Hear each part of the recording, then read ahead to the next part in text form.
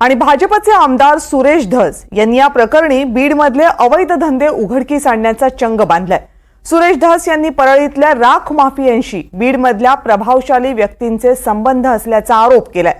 बंदुकीच्या धाकावर हे राख माफिया अधिकाऱ्यांनाही धमकावत असल्याचा दावा धस यांनी केलाय। पाहूयात हा रिपोर्ट।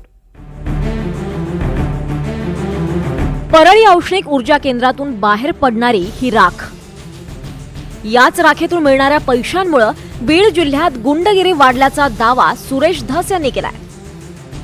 सुरेश धस यांनी या प्रकरणात धनंजय मुंडेंच्या निकटवर्तीयांवर गंभीर आरोप केलेत।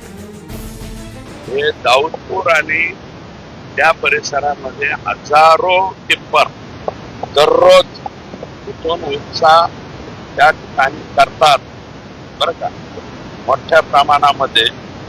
आणि एक नाही दोन नाही बरं का, एक नाही दोन नाही तर तिथं हजारो टिप्पर हे रात्रीच्या अशा पद्धतीनं दिसत असेल तर मी तुम्हाला देतोय 150 गुंड घेऊन 2 लोक आहेत, त्यांचे लोकेशन तपासा बरं।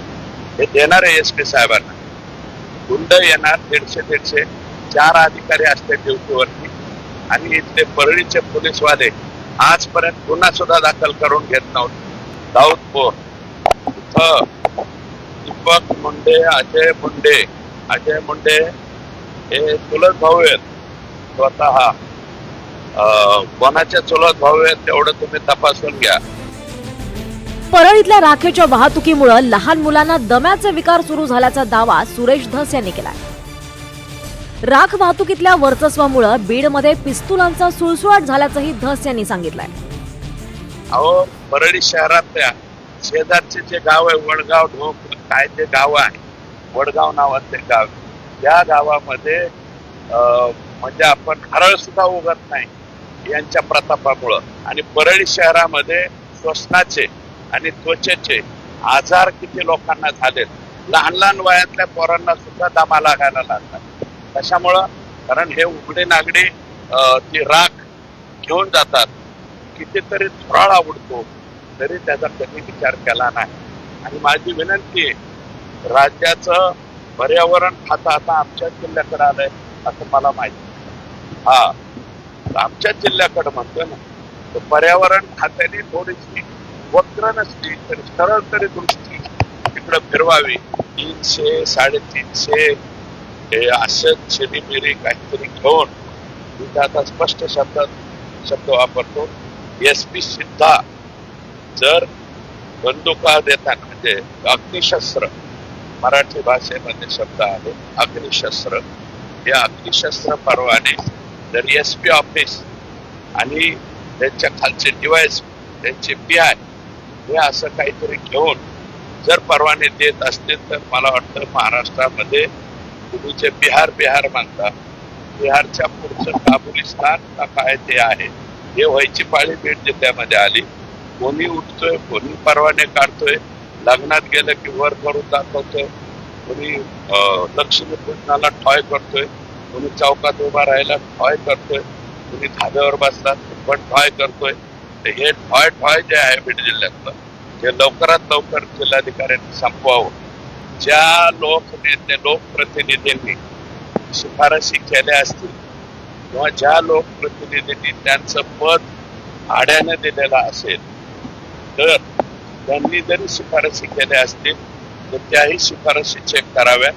शिफारशी ऑन रेकॉर्ड आहेत, ऑफ द रेकॉर्ड आहे, तर त्या SP ची चौकशी लागल्याच्या नंतर ते SP सांगतील ना कुणाचा फोन आलता, आका आणि आका क्या आका यांच्याशिवाय काय झालंय।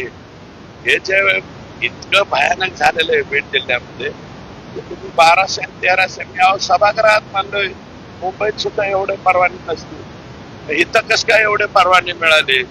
आणि तुम्हालाच का परवाने लागतात? कशासाठी लागतात? राखेचे धंदे करायसाठी पिस्तूल लागतात का? वाळू उपसा आणि राखेच्या वाहतुकीसोबतच बीड जिल्ह्यात केमिकल ताडीची विक्रीही सुरू असल्याचा आरोप सुरेश धस यांनी केलाय। याही प्रकरणात त्यांनी वाल्मिक कराडच्या निकटवर्तीयांवर आरोप केले। कोणीकडे मी माझ्याच मतदारसंघाची माहिती घेतली तर ते केमिकल ताडी का काय माझ्या मतदारसंघात विकत होती मागचे 5 वर्ष 10 वर्ष केमिकल ताडी. आता ताडीचं एक शिंदाडाचं एक तरी झाड राहिलंय का? माझ्या इथल्या हातभाट्या बंद केल्या, 2 नंबरचे धंदे बंद केले, डीजे बंद केले. बरं का, बीड जिल्ह्यामध्ये कायदा व सुव्यवस्था राहिलेलाच नाहीये. म्हणून एक स्पेशल केस म्हणून मी आर्जव म्हणतोय, आर्जव आर्त किंकाळी किंवा भीक मागतो म्हणा, झोळी पसरून त्यांच्या पुढे भीक मागतो की आमच्या जिल्ह्याचे पालकमंत्री तुम्हीच व्हा, नका देऊ दुसरीकडं. चंद्र कलेकलेने वाढतो. आमच्या आकांचं चित्र म्हणजे क्षेत्रफळ हे किलोनी वाढायला लागलं, किलोमीटरनी पुढं.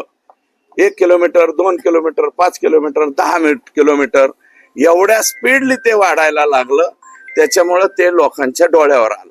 आणि यापूर्वी ते आष्टी मतदारसंघात येत असताना त्यांना एकदा मी समज दिली होती की तुमचं हे जे चाललंय ना हे अतिशय गैर आहे, चुकीचं आहे. हे धंदे तुमचे करायचे असतील तर तुमच्या मतदारसंघापुरते करा, तुम्ही बाहेर निघू नका. हे आकांना मी सांगितलं होतं, आकांनाही सांगितलं. परंतु त्यांनी आमचं ऐकलं नाही. मग आता हे काय, लहान लहान लेकरांना उचकून द्यायचं, पिटवून द्यायचं.